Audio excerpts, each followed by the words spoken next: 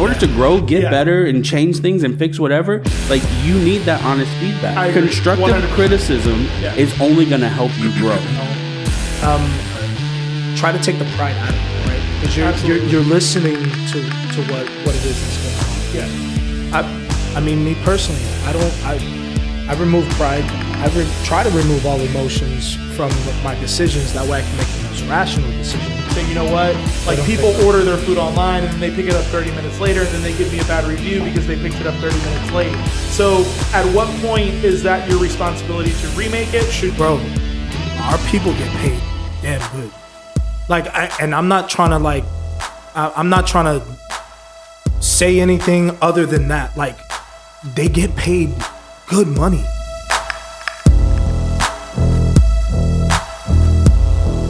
Hey guys, welcome back to Failure is Not an Option podcast. Thanks for tuning in once again. My name is Carlos. I am with my partners Tomas and Adam, and we're very appreciative that you take the time out of your day to watch us. Hopefully you're learning something. We'd appreciate it if you shared it with your friends and family, subscribe to our page, and just keep a lookout for future episodes and segments. So thanks again for watching.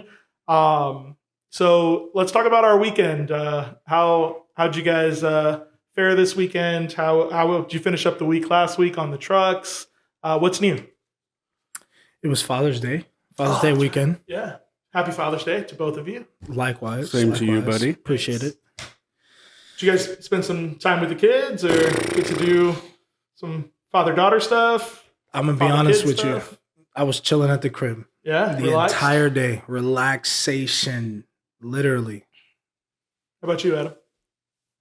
I was chilling here at the house. Yeah. We got in the pool for a little bit. I mean, it's hot.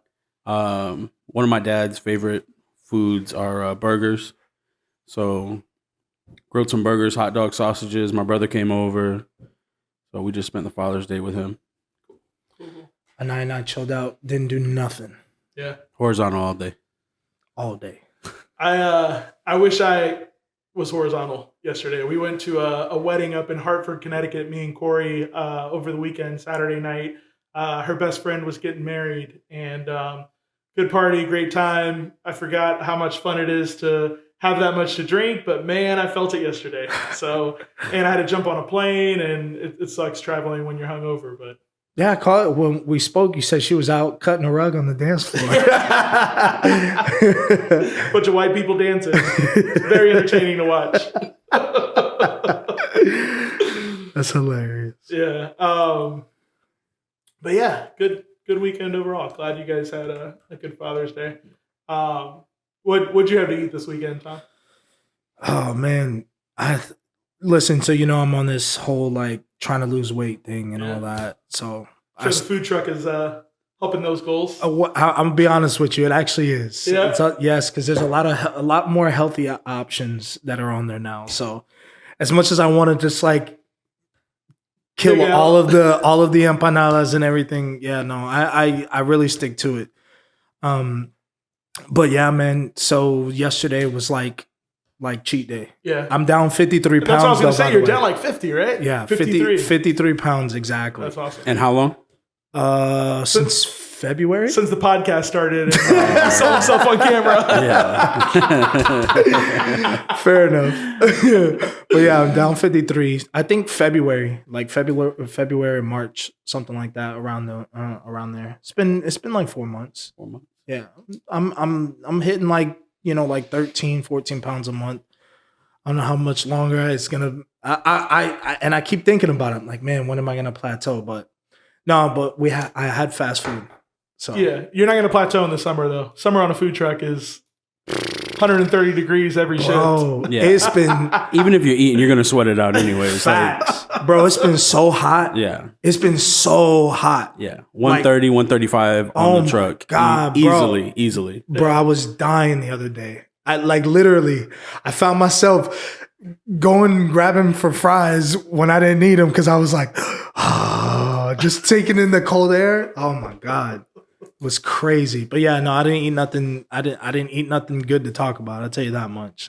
So I guess to get back to the food aspect in this specific scenario, and when we deal with caterings and things like that, like if the client doesn't say something, how do you get that feedback? Like, how do you know that, things didn't go as you may have perceived them going? Because I'm sure the caterers thought that they did a great job. And I think there's sometimes shifts where, or I know for sure, because like there's sometimes shifts where we get a review and it wasn't what we expected. And you're like, man, like I don't remember a bad order going out the window.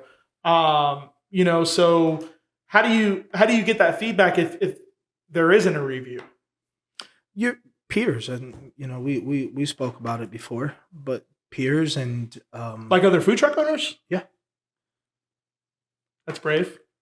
Well, I mean, I think if your peer group is honest with you and they're looking out for, if we're all looking out for one another, right, and we all want the same, right? Everybody wants to succeed.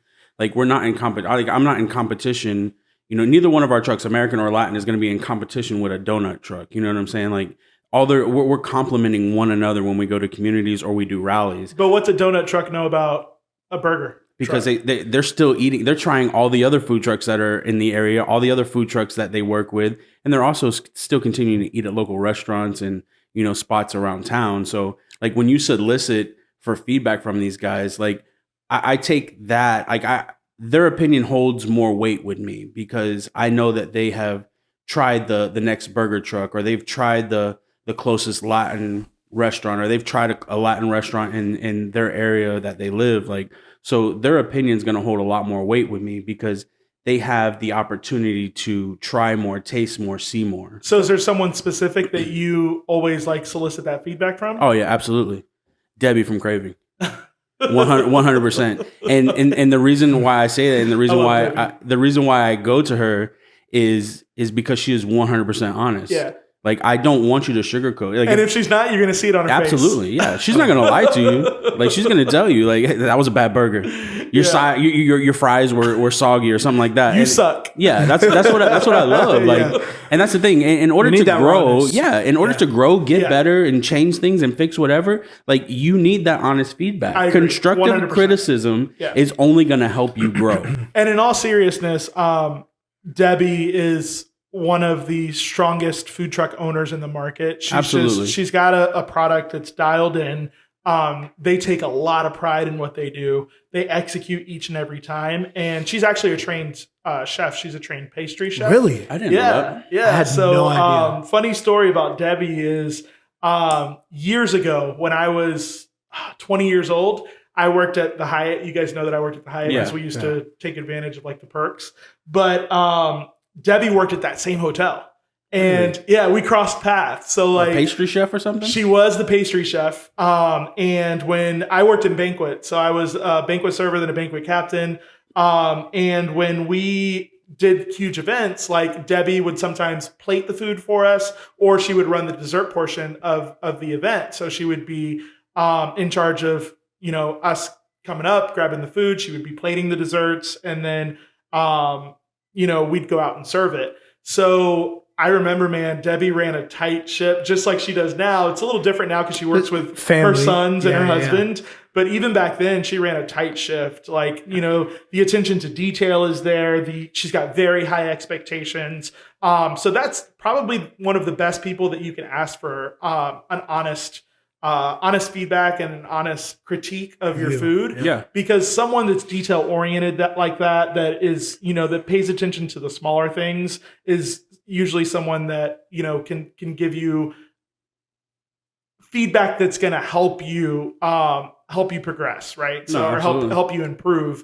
Cause it's not just something to say, hey, it sucked, or hey, it was great. Like, you want to know, like, what specifically needed to be what fixed, was it missing? or what specifically did you love about it, so that hopefully you can replicate that. Yeah. So, shout out to Debbie and Craving. Yeah. And Vanzel, they do a great job, and her two boys, really do a great job. They're all super chill too. Yeah. So who else can you ask for feedback from, like, in those instances? Friends and family. Okay. I mean, friends and family is who we lean on probably the most, especially when somebody's new to the market, or they're creating their truck or their concept and playing around with their menu ideas. a lot of us, we do a lot of soft openings, and we do a soft opening with our family and friends, whether it just be at the house and we're just, cooking up our menu items, or if we do a smaller community, but we only let our friends and family know. And we may hit a couple of the residents in that community because they see us there, but we don't promote it, or we don't advertise for it, because we know it's going to be our first shift. So we know it may be rough, but it gets our friends and family out there, show some support, and then also get their feedback. Right. Definitely. Right. We did that with American. Yep. That was a perfect setup with American. Caribbean too. Yeah. Remember? Absolutely. Yeah. That was a turnout that... Yeah, you did like $1,200 on that, and it was all like friends and family, right? I think it was a little bit more. Yeah. In your parents' driveway. Yeah. That's awesome. Yeah. That's awesome. Yeah, it was awesome. So you can count on your friends and family to be honest with 100%. You, is what you're saying? Yeah. Okay. Yeah, man. Don't you think sometimes they just feel bad though, and they're like, "Oh yeah, it was good." And it depends on your friend group. I was just gonna say you got to know who you're talking to ask. to. Yeah, who to ask. 100%. Because you can't ask grandma, because grandma's she's always gonna tell you, "Oh, that's my boy." What about your wife? Is your wife? Oh yeah, she's gonna tell you. She's gonna tell you the truth. Yeah, she's gonna tell you. Unless you're newly married. I mean, no. I know that if she's a ride or die, she's gonna tell you. I know that our wives, that if they don't like it, they're gonna let us know. Like, hey, maybe a food truck's not for you. Just don't quit your job. Well, my wife, even if she likes it, she might not let me know that she likes it. It might, just beat me down. That, or she'll just never order it or never ask you to bring it home again. Yeah. And that's when you know. I think we can't forget about yourself though. Like that's one of the, I know for me, so like we cook at the beginning of every shift. Yeah. So like steaks made fresh and the chicken breast is made fresh and stuff like that. So one of the biggest things was not too long ago, about a week and a half ago. I'll try a piece of the steak like the steak that we make for the tacos. Yeah. Like you're testing for like quality test. Absolutely. Yeah. I think that's important. I think it's important to get your team involved. That's a really good point, because when we ran hibachi and I was running the flat top there towards the end, for a while. Like you kind of get into a rhythm, a rotation, and you kind of become numb to it. Yeah. So then you're like, man, I've tried a piece of this steak or these veggies every single shift, every time I cook it, just to make sure they're on point. But like you get numb to it. So then that's when grab your cashier or whoever's running your expo, your prep guys. Hey, try this for me. And that's exactly what happened about a week and a half ago. I was just like, we're in the mix. We're trying to get everything done and ready, because we show up super early and getting everything chopped up and going. And I was just like, you know what? Let me go ahead. So I snag a piece of steak, and I'm like, man, that one was salty. And I said, maybe it was just that one. So you know what I'm saying? Do you follow a recipe for that one? Yeah. No. Okay. Well, there you go. So, it's 3 ingredients, so it's not crazy. Okay. But I think that when she just got a little hand heavy on it. And that's the thing. So like for consistency, one, you want to follow a recipe, but the second part of that is from a consistency standpoint, you want to make sure that you are doing those quality checks and make sure that you are taste testing so that you can make sure that, why are you because I hung myself on the question. Oh my god! I'm not gonna lie. That's okay. So, one, make sure we're using a recipe, but 2, it is important that we're taste testing and that we're asking each other. So, from the feedback scenario, like that was a great point. Like, make sure that you know what you're serving and that you know what it tastes like before you give it out to the customer. No, most definitely. So we've covered feedback, right? So how you get it, whether you're soliciting it or whether a customer, comes back and gives it to you. Once you have that feedback, what do you do? Execute. Okay. You've already executed though. You've already, like, that plate's gone. You got the feedback. Now what do you do? You adjust. Is really what I was trying to say. When I meant execute, I meant execute on the actual feedback. Like if on the future orders, right? Like if there's something that they're saying, let's say they say the fries, you're light on the fries. Okay. Maybe you have to take a look at your portion control. Okay. if that's what it is. And you adjust up or down depending on what the feedback was. Absolutely. We got some feedback on Cubans. Even on like individual feedback, one-offs, or once you like Well, you see start a to see a once you pattern start to see a established. trend, Right. you know, Perfect. you're gonna deep dive a little bit more. Like Yeah. if you see something that's just kind of like, I don't know about that, you know, try to take the pride out of it, right? Because Absolutely. you're listening to what it is that's going on. Yeah. I mean, me personally, I remove pride. Try to remove all emotions from my decisions. That way I can make the most rational decision. Yeah. It's just kind of how I live by things. You should have pride in what you do, 100%. but you shouldn't exhibit that pride to a customer, because sometimes it comes off as arrogant. Mhm. Like I see not just food truckers, I see small business owners all the time. Like you get on Google and Facebook and you read the reviews, and you'll see like small business owners going back and forth with the customer. And it's like they get into a spat. I And don't get that. sometimes it It like, doesn't make sense to It's me. always going to hurt you in the long term, right? Because then people take it out of context. They take screenshots. Like once something is written, whether it's on social media, over text message and email, like that is out in the universe. There is no stopping that. These right? days. Right, exactly. So you can copy and paste it. You can take it out of context, and people will use it against you. So sometimes it's just better to take that feedback, say, hey, I'm so sorry that, that this is the impression that you got from our establishment. We're going to do everything we can to make sure that that never happens again. We'll make the adjustments on the back end. And you kind of just have to take it on the chin and not get into a public spat over it, because one, you come off super professional when you do it, right? And hopefully you earn the respect of that customer, and that customer, says, you know what? I appreciate the way that you reacted. Thank you so much. Sometimes they just want to be heard. They just want you to know that, hey, I had a bad experience. They expect you to apologize for it. And then everyone just moves on. Whether you comp the meal or not, which we always do, right? I was just going to say not that. every business owner does, but, to each their own. But for us, we comp the meal, we apologize, we invite them back and say, hey, hopefully this experience doesn't lead to you never giving us a second chance or a third chance or coming back to us again, right? Because we want to keep that customer long-term. But, that's all that you can really do. Because at that point, like the mistake was made. So like Adam said, once you get that feedback, you adjust and you move forward, and that's it. It should end there. 100%. Yeah, it's tough sometimes, and coming from the perspective of the food truckers, right?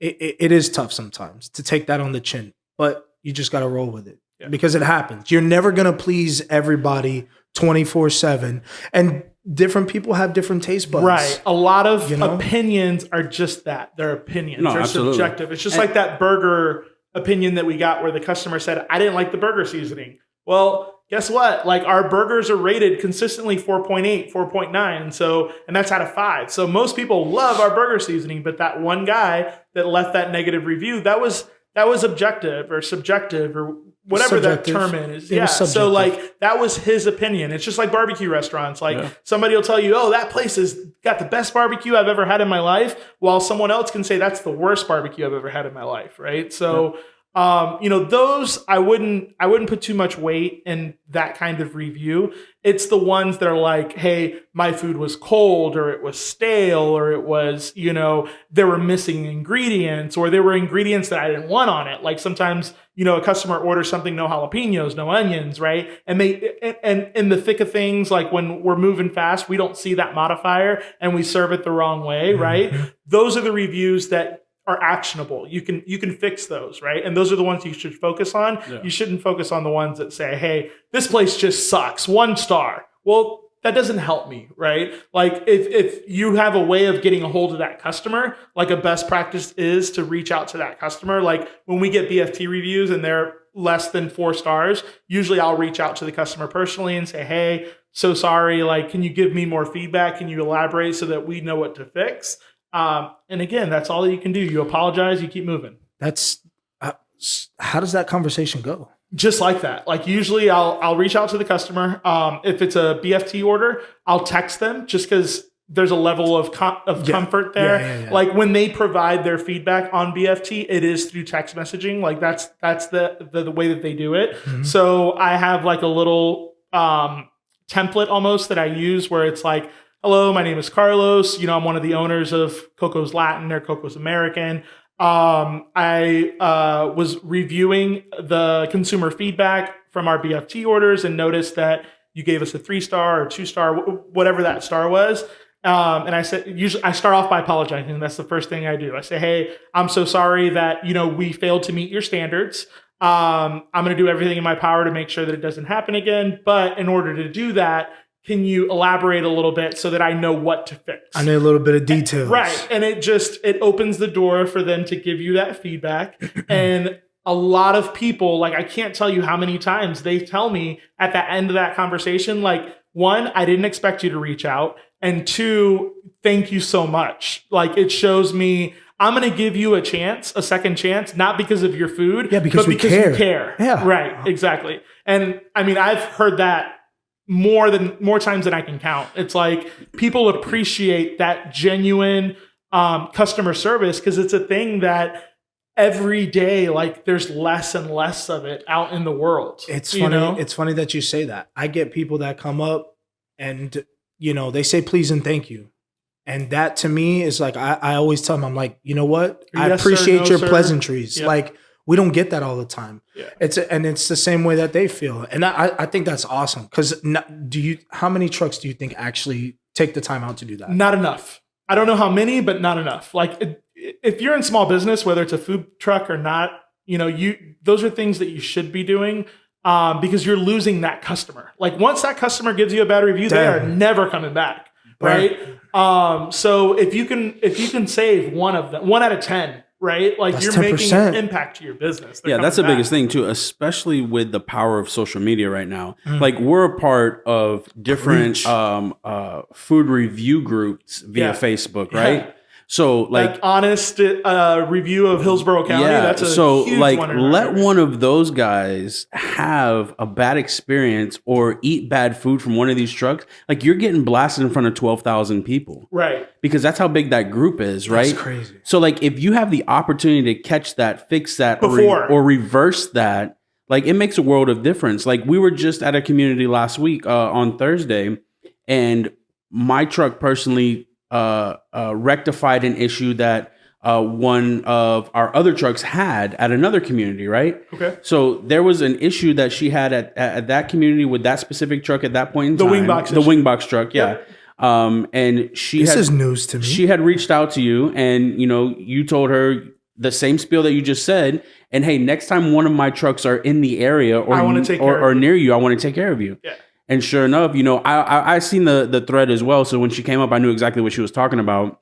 So when she came up, you know, we comped her meal, told her how sorry we were, and in hopes that she would, you know, continue to support us. So. Did you tell her give me a good review? No. But here's what I'm going to do though. That just happened Friday night. That was at Country Walk. Thursday, Country Walk. So I was out of town. That's a big community too. I was out of town for the weekend, but I'm going to reach out to her now that happened and say, hey, you know, how was the food in American? Because it was a different truck. Close the loop. But exactly. Close the loop. Just to make sure that, you know, everything went smoothly there. Definitely. Yeah. So we talked a little bit about reviews and feedback, right? You know, sometimes that feedback comes after the shift or after the experience itself. What happens when that feedback is happening in your window? When you've got an upset customer at your window and they're complaining about things like wait time or service or just making complaints in general, or even after, you know, just any angry customer, any upset customer that's at the window is bad for business, right? What do you do? How do you respond to that as the owner or as the lead of the truck, the leader of the organization? Like, what do you do then? Because it's one thing to write an email or a text message like I do, because usually I'm not on a shift, right? But when you guys are on shifts and when you're out there, like, what does that look like? I'm gonna be honest, bro. The only thing that I can do is, and I don't want to say to kill people with kindness as like a negative, but I try to be as nice and as caring as a person that I can always be. Like, that's just, anybody who knows me, you guys know. I mean, even before, in my old job, they bought me a little plaque. It says Mr. Positive and my name, Tomas Perez. But it's genuine. Right. Like I don't want to upset anybody. Right. I never want to give somebody a bad product, right? Because I care about that. It's our business. It's our livelihood. So what I usually do, listen, if it's wait time is a big deal, listen, grab a drink, please. Bear with me, So do you try to move their ticket up on the rail? Like there are times where people come early, right, for tickets. Yeah, for a pre-order. And it always happens.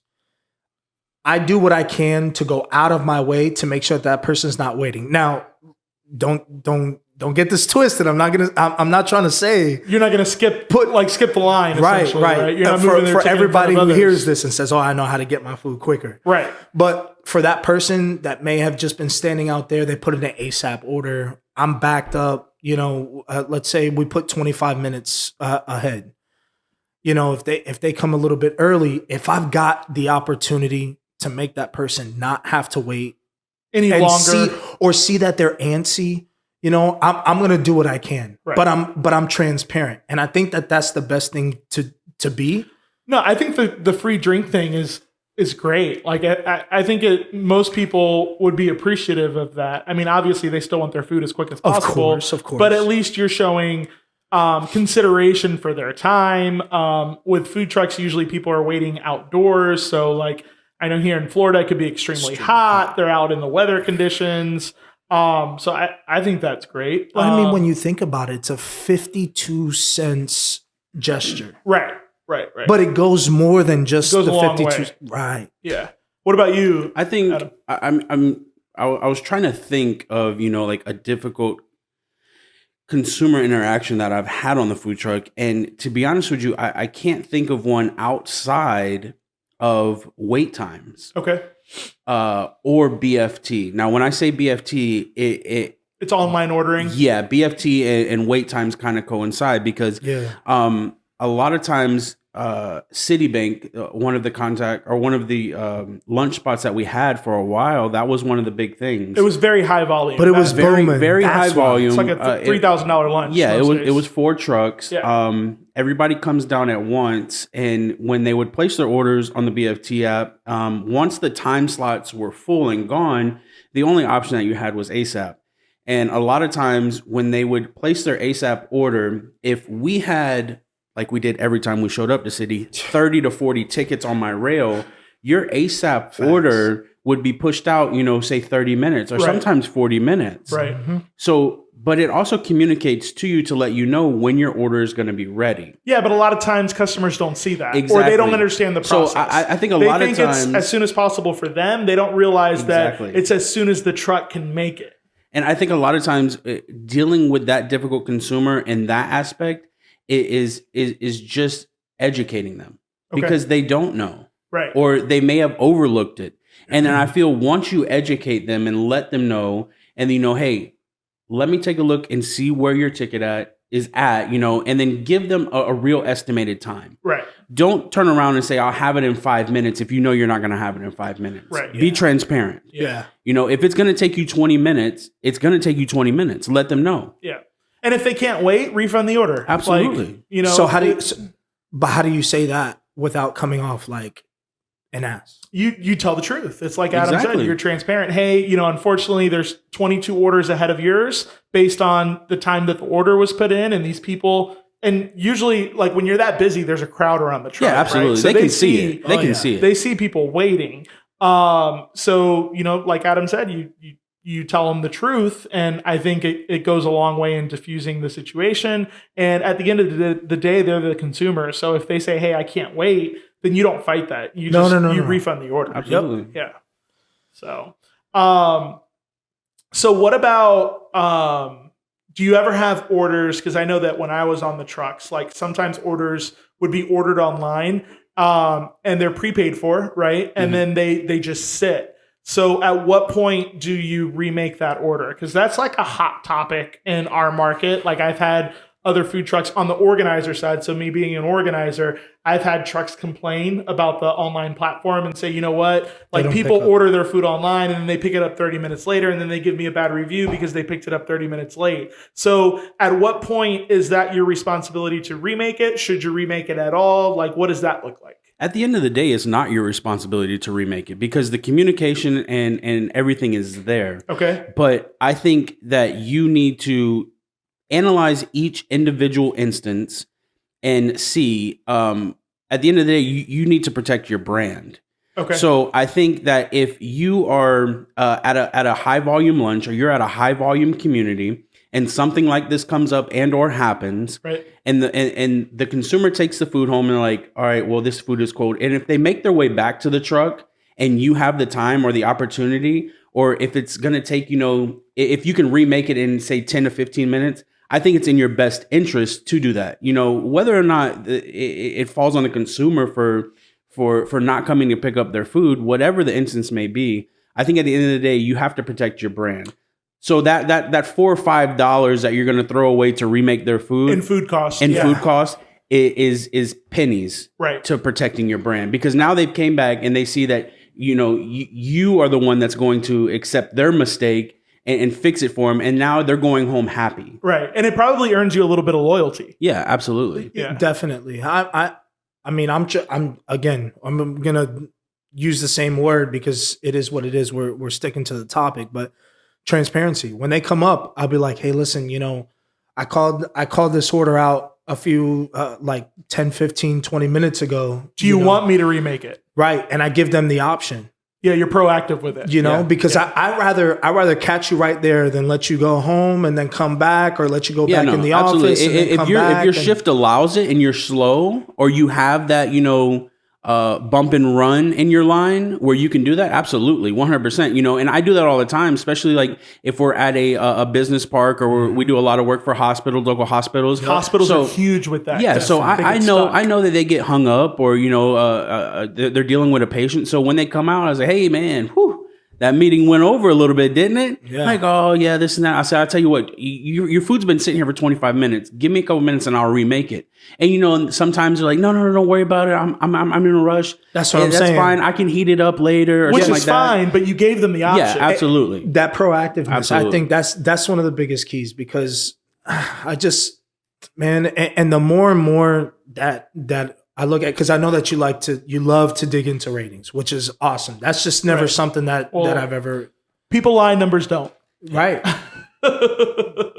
Yeah, no, it's true. And it's not that I don't trust you guys, obviously, no, right? No. But sometimes numbers let you recognize trends that you wouldn't have necessarily seen if you're not looking at the numbers. Like, food waste is huge. That's a huge one. Like, and I've talked to you guys before in the past, like, hey, like we're spending a lot of money to make the same revenue that we were making before by not spending a lot of money. Yeah. So like, what's going on? And we'll kind of dig into the numbers and see, wow, we're throwing away a lot of food, which during the shift, it doesn't feel like we do. But when you really dive into those numbers and analyze it, whether it's your purchase history, or whether we're talking about consumer ratings or consumer feedback, like you got to use your reporting tools to help you analyze your business and pick up on things like that. So that's why I love Square, man. Yeah, honestly, like I come from the corporate background where it's all Excel, like it just put everything data driven, just data. Your eyes will get crisscrossed. And that's whenever you were like, hey, listen, bro, I've been using this system for a few years now. I love it. It gives you exactly what you need. You can dig down to the nitty gritty, and bro, it's perfect. It's perfect. Yeah. So speaking of analytics and numbers and reporting and stuff. So let's say you start to see like location specific data where you're not performing great, or you're getting a lot of bad reviews at a specific location, or the sales just aren't there to support it. Like, when should you stop booking locations? And is it ever like, and what does that look like? Right? Like, how do you do that? You gotta know. You just gotta know more or less whenever you're just not making the money. Okay. If I'm going to a spot and it's not like a holiday, or it's not like some off weekend, or you already know it's kind of the slow season. So you have to know. We were talking about this earlier. He was saying you really got to know when you're gonna actually make money. What are your big money shifts? Yeah. Because and what are your low money shifts? Yeah. The reason I asked that is because, like, a lot of the times, just speaking to like our peer group and other food truck owners and stuff, like usually it takes like a really bad scenario for them to finally say, you know what, I'm not coming back to this location, and this is why. And usually it's like a bad customer service experience or a bad experience with the contact themselves. And that's why I asked that question, to kind of tie it back into like the review piece and the feedback piece and things like that. So, you know, have you ever had a location where you had to like kind of let the client down gently, or stop going to a location? Not for a contact or a consumer specific. No, I think the only communities or lunch spots in general that we drop are strictly based on performance. Yeah. Yeah. Cool. It's a huge driver, though. I mean, it's like if it literally costs you more money to be out there, and it's not hard, you know, for that to happen. Yeah. Like there are definitely shifts out there where, you know, but at the end of the day, it's like the saying that you always come down to, it's the law of averages, right? Yeah. So when you're losing money on shifts, like what's your biggest driver in the loss, essentially? well, for one, cost of staff, Okay. So why? because those are fixed costs. Like whenever it comes down to your actual fixed costs, Your other costs are fixed, not your staffing. right. Right. Because if you're running a double, then you're gonna pay more. Mhm. And sometimes, I mean, there are times where we run triples Mhm. where we have to pay even more. So that's perfect that we're talking about this, because that was our next kind of topic that we were going to cover. How much should staff make? Like, how do you know what to pay your staff? How do you, if you're a new food trucker, or even a food trucker that is, you know, that is turning over their staff, that maybe, you know, people have been with them for a long time and now they're looking to hire someone new because that employee's leaving. Like in today's market, how do you know how much to pay someone to work on a food truck? I'll be honest with you. I don't know if there's a wrong or right answer to that question. Okay. Just based off, you know, running through my mind of our other owners in our peer group. Okay. You know, there's 4 to 5 different ways of doing it, and everybody's pay is different. But I think you really need to hone in on the hospitality industry and the restaurant industry and see what that market is going for. So should you pay someone more for working on a food truck than what they make at a restaurant, or being a cashier like at Target or No, I think that if you come in the same, Mhm. and then you can evaluate, you know, and I think the pay is going to be based on that person's experience, based off what that person may mean to your business, truly to you. You know what I'm saying? If this is a long-term investment, Right. as far as, is this person somebody that I can groom and teach to maybe take over To run the truck? to run this one day. You know what I'm saying? Like there's a lot of variables in there. And like I said, there's no wrong or right way to pay somebody. Can I say something though? Yeah, absolutely. Bro, our people get paid damn good. Like, I'm not trying to I'm not trying to say anything other than that. Like, they get paid good money. Yeah. Well, and so the reason that they do is because I've always liked being compensated for the work and the effort that I've put forth, like at any job that I've ever been in. Right. Absolutely. So like, you know, I come from retail workers work extremely hard. They get, you know, crappy customer service interactions. A lot of the times they're treated, you know, poorly at work, either by their leadership or by customers. And it's just always been a tough environment to work in retail, and being like kind of like that frontline customer service face of the company during every interaction. Like that's hard. And I think a lot of the times we don't give retail workers enough credit. it's the same thing with restaurant workers and the same thing with food truck workers. It's and restaurant, your hospitality, right. Retail, like, and especially like the whole dynamic shifted after COVID. Yeah. Like it went downhill super, super fast, you know? And I was in the retail field, during COVID, going into COVID and coming out. And it's a night and day difference. It's like Tico turned the lights out, right? You know, the consumer was different. The consumer behavior was different. And then on the business side, like it was hard to find people, you know, because either one, they were scared or concerned for their health, for everything that was going on, and then after we kind of got out of that phase, they were burnt out from the consumers, you know, but. So here's the thing though. So if your employees are unhappy, how are they treating your customers? And then once you get that treatment of the customers, what do the reviews look like? Right. So it all goes hand in hand. It also ties into like building your brand and things like that. Like at the end of the day, your employees are brand ambassadors, right? Like whether you like it or not, whether you title them that or not, like they are a representative of your brand. So like if they're wearing your t-shirt, if it's a Coco's food truck t-shirt and they're at Walmart buying something for personal use, right? They're still a representative of your brand, right? So you want that employee to be happy. You want that employee to take pride in working for you as an owner, for working for your brand, for your company, whether it's an LLC or you're just, you know, a sole prop food truck. Like at the end of the day, you want that employee to feel good about being at work and working for you, so that when they are on stage, like they're putting on, you know, a front that you would expect them to, and that you would be proud of them in that aspect as well. Does that make sense? Absolutely. And I think once you set that expectation, it no longer becomes a front because it's more of what the expectation is. Right. And I don't say it in a bad way. If you pay them enough, they feel appreciated. Exactly. Right. So when is paying them too much? You know, how does that hurt?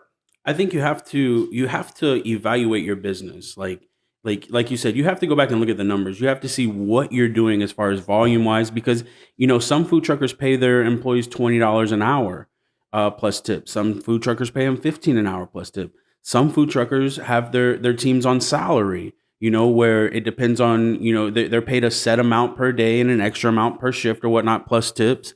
But I think it's a give and take. And you also have to look at it too is, if I'm going to be on the lower end of the pay, or if I'm going to go mid-range on the pay, but I want to retain these people and I don't want to have a revolving door, what else can you offer? Can you offer are you bonus, like on a big shift? Are you able to afford paying them when you close during the year? You know, paid vacation essentially. Maybe at even a discounted rate. You know, if they're getting paid by the hour plus their tips and they're averaging, you know, $1,000 a week, that's what their average is. But at the end of the day, when you close for 4 weeks out of the year, if you can pay them $500, say salary for those closed weeks, like that goes a long ways. Well, yeah. And I think what food truckers fail to realize sometimes when they complain about staff and they're like, you know what, I pay this guy like $150 a shift. Well, yeah, if he's only working 3 shifts, though, that's not enough to support him, right? Yeah. So then what happens is employees get a second job or a part-time job, and now you're competing on scheduling on whether that employee can work that shift or not, because then you're saying, hey, I need you Saturday night, and they're saying, you know what, I can't Saturday night, I'm working at my other job, and now you're pissed off as an owner.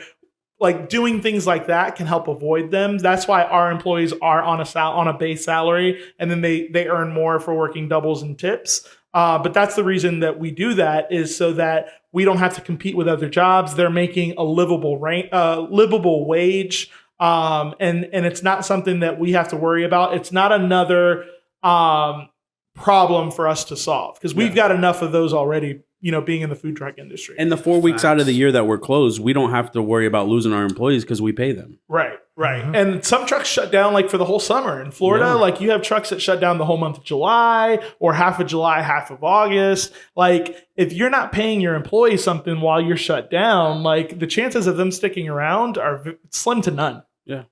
Definitely. And we see it all the time on the Facebook groups and the different things that we're in, you know, of, hey, I have a window girl. We're going to be closed for 3 weeks. She's great on the window. Does anybody have any availability or any openings? Like playing ping pong, you know? Yeah, but that's a way that maybe you can, keep an absolutely. employee. That's what you I'm can also saying. lose them. Somebody can steal them from you. Yeah, absolutely, 100%. But like that's what I'm saying. It's all based on your business model and what you can afford. You know what I'm saying? Like not everybody can afford to pay their employees $20 an hour. You know what I'm saying? Like, and if you don't manage payroll right, it could put you out of business. Oh yeah, like a lot of trucks go out of business because they can't afford to stay open, because they can't afford their staff. They can't afford the slower shifts they've been working. Now they've got loans to pay, and it just piles on. So, then that's when you see a bunch of trucks up for sale, or even brands for sale, and food trucks looking to sell the truck and the brand or whatever. So let's say that you're looking to buy a truck, right? And you see a truck that is out of business, and they are selling the truck and the brand together, like as a package, right? Is that something that a prospective food truck owner or someone that's looking to get into the business should contemplate? Should they entertain that? What are you guys' thoughts on that? That's a loaded question. Okay. Definitely. Because you kind of have to, well, first off, the individual that you're purchasing from would have to be fully transparent, especially if you're talking about branding, right? Like, so let's say Mr. C's Grilled Cheese, which was a huge brand here in the market. Yep. Ben was super successful, ran a great business. It had like 3 trucks. Yeah, right? yeah. Just, he got to a point where another business venture kind of took off, and he didn't have a choice but to walk away because that other business was doing so well, and he needed to focus on growing it, or continuing to grow it, because it came out of nowhere. It was one of those things that COVID happened, and it was a child of COVID, to where that business wouldn't have existed if COVID didn't come around, or that opportunity for him wouldn't have existed. And it was right time, right place kind of thing.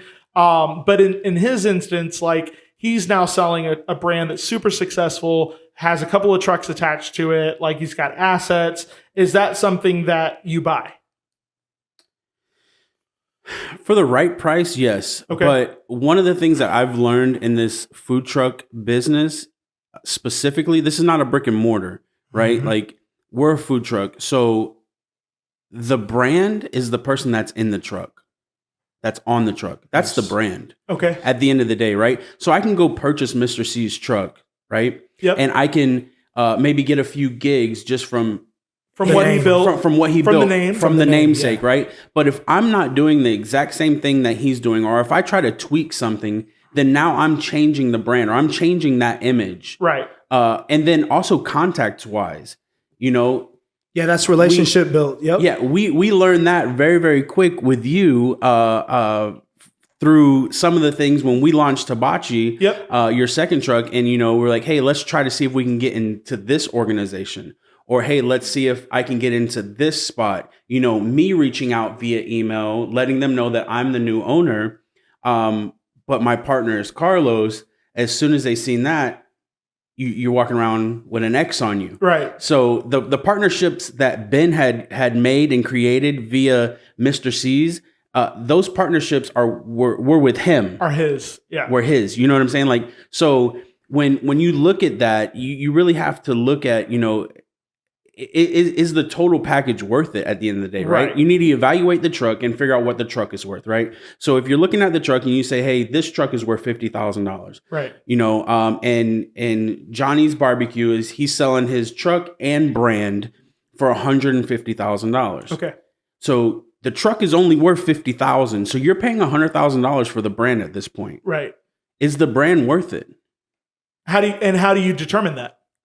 You determine it by, one, meeting with that current owner, looking through his contacts and Rolodex list. But at the end of the day, like I said, for me, it's not worth it. Right. If you come to me and say, hey, I have $150,000 here, and I come and look at it and the truck is worth $50,000, I'm not paying you $100,000 for your brand.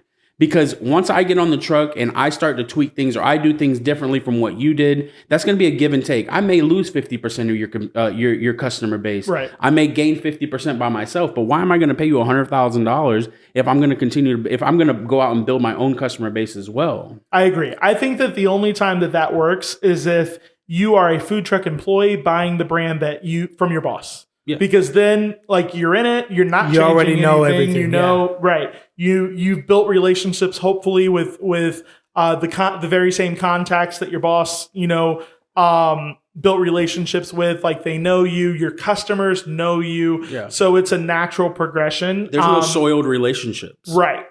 And the soiled relationships that may exist, like with you already know. Right. And you are a part of it. Exactly. And that's the biggest thing. When you have a food truck, the biggest things is your contacts and your relationships. Right. If you don't have those, it's extremely difficult. You're going to end up on the side of the road in front of an AutoZone. Yeah. And if you're a food trucker looking to sell your truck and your brand, like, I think you kind of have to humble yourself to that, because a lot of the times we see food truckers that are selling the brand for $100,000 or $150,000. And at the end of the day, like, it's going to make it a really tough sale. It's almost better to hold on to the brand and say, you know what, I'm going to keep paying the domain. I'm going to keep paying the DBA, which costs very little. It's minimal. Right. It's very minimal, just in truck. case. Right. Just in case it's a future venture, or you run into an investor. Investor reaches out and says, hey, I want to franchise, your brand, or whatever the case may be.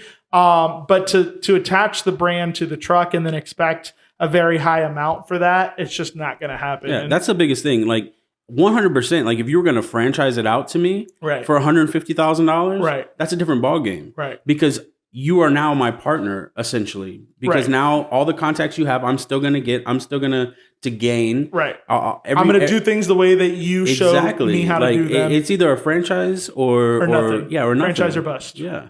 Cool. No, I agree. I wouldn't. I don't know. I don't think that I would invest in a brand when it comes to a food truck. Maybe a storefront, like a McDonald's or restaurant. No, because as soon as you veer off right or left from what Ben was doing on Mr. C's, right? Then it's going to be, it's under new owners. Right. It's different. Right. Or I don't like it. Even if it's a better change, for the even better. even if it's a better, like, you're still going to get that. Right. You're going to get something on either side of the line. Right. Versus purchasing a truck and creating your own brand. Right. So now you're just dead middle building your crowd. Right. And then you said that enemies, you make enemies along the way too, or like, there's issues with everybody. Yeah, everybody has baggage. Right. Yeah. Everybody has baggage. And there's cliques. Yep. Like food truck cliques. Yep. So the spots that Mr. C's and Ben had, just because you bought his truck and you have his name now, doesn't mean you're getting into that location. It has been proven. Yeah. No, absolutely. So with the food truck cliques though, like, how do you know whether you're in the in or like when you're in the ins or the outs? Like, what determines that? Like, because you've seen it before, like, especially in our market, there's different, groups or clusters of food truck owners that kind of work together to help each other out. And then they kind of work together to hold other truckers down or other groups down. So what do you think, one should do, like, when they're looking to get into the business, or they're a new food trucker trying to navigate that space? Like, how do you navigate that? Know who you talk to. Know who to talk to? Know who you're talking to. Like, know your audience? Yeah, definitely know your audience. But if you're new, then you really don't know your audience. Yeah, and I get that. That's fair. But just be truthful.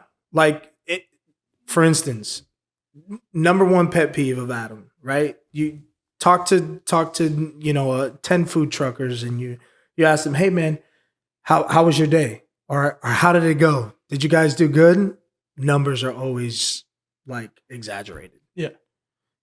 And it's like, just tell the truth. Like, I'm not scared to say, hey bro, we did terrible. Right. It's okay, because it happens. Again, it's the law of averages, But you can tell, if you're sitting across the community or the parking lot or whatever, and from another owner. Yeah, from another owner. You can see the traffic that's coming in and out. Yeah. So I mean, that's what you just have to keep your eyes open. You got to know your audience. You guys are going to cross paths more than once. Give everybody the benefit of the doubt, but understand. So should you care about not getting along with other food truckers or specific groups or cliques? Like, does it matter how they perceive you? I think that it could. Okay. I think that it definitely could, because somebody can have more contacts than others. Okay. And that could definitely benefit you, right? When it comes to from a monetary perspective. Okay. Like, you can make more money if you get in good with certain people, but at what cost? Right. I mean, that's how I look at it. Yeah. For me, Every situation has to be assessed. Yeah. You know, and I think that when you're new to the game, ask as many questions as you possibly can and meet as many new people as you possibly can. And, you know, once you continue to do that and, you know, everybody gives you a shift here, they throw you a bone here, you know, you're going to continue to grow and you're going to continue to figure things out and see where you may lie in the mix of the food truck world, right? Because just because there's one clique over here, you know, that wants you to be a part of them, you know, but what is that? How is that clique viewed to everybody else? You know what I'm saying? But I like what you said there, because see, the real ones, they're gonna help you out, bro. You know, or the food truckers that are out there, they know whether you're a new truck or not. Right. So at the end of the day, if they're solid, they're gonna throw you a bone, because they know what it's like to be with the struggle. Then, not to mention, you want to be able to give that back to them too. You know, it's a you scratch my back, I scratch yours. But you should always have that mentality. That's how it for should the be. other person. But it's not always like that though, because no, absolutely, because pride comes into the play. Right. So pride is the biggest killer of all the relationships. the reason I even put this down as a bullet point was about a week ago, I had a situation come up where a national partner, so a platform that we use online. We don't have to shout. Go ahead. So the owner reached out to me and said, "Hey, are you on this national food truck group on Facebook?" And I said, "Yeah." And he goes, "Okay, well, there's a food trucker from your market that just bashed us and bashed you personally. Do you know who this food trucker is?" So I took a look, and I knew who they were. Like, we had experience with this food trucker. It's on social media. It is. It's all over social media, right? Well, you know, I don't have it, so that's why I'm asking. Yeah, this is new to me. So what she basically said was, she got on the page and said, "Hey, I don't work with your organization," and she was speaking to this organization that reached out to me, the owner. And she said, "I don't work with your organization because your local affiliate in Tampa, Florida is an asshole, and he's arrogant, and he walks around telling people, how to run their business and what they should do and what they shouldn't do."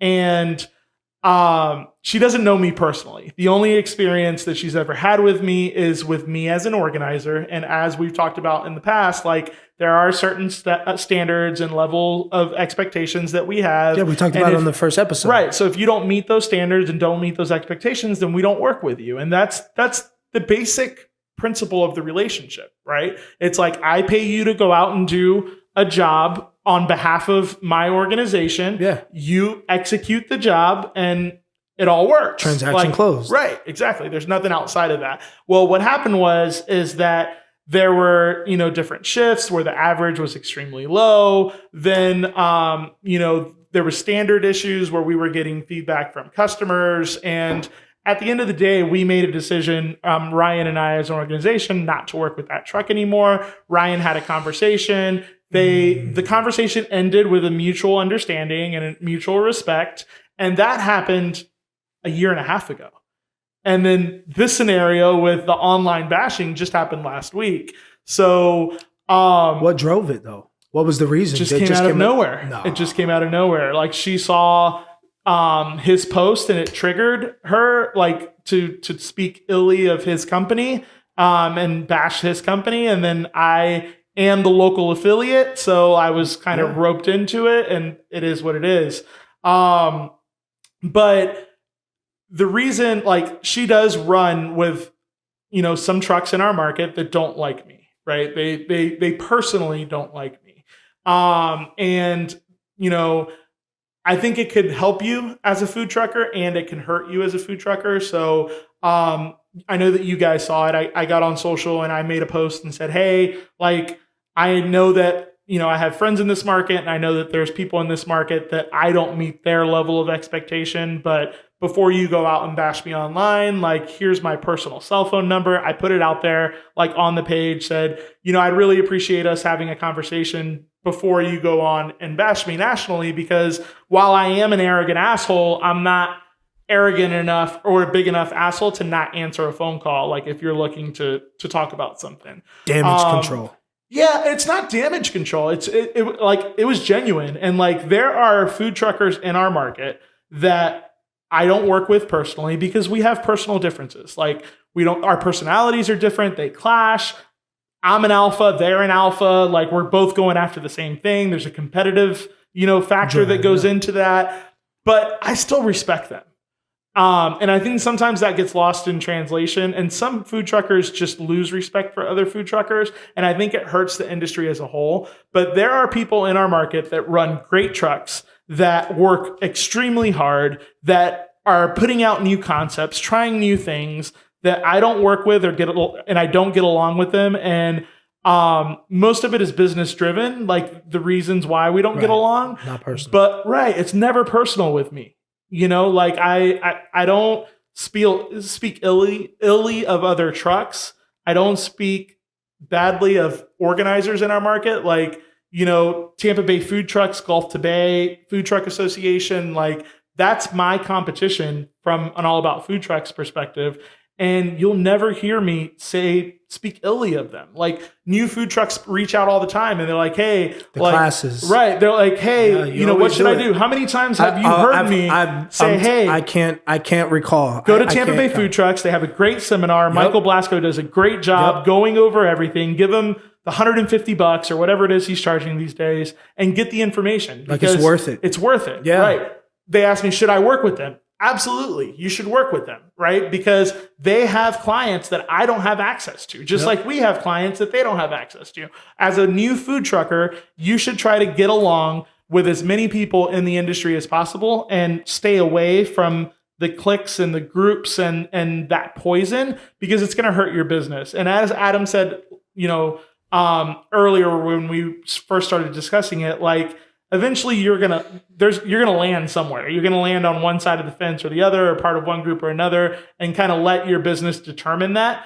But while you're first getting into it, if you're new to it, if you can avoid it, like, stay away from all of that drama, because it's only gonna hurt your business. And sometimes people get wrapped up in it and feed off of it and think that it's fun, and really they're doing damage to their own business.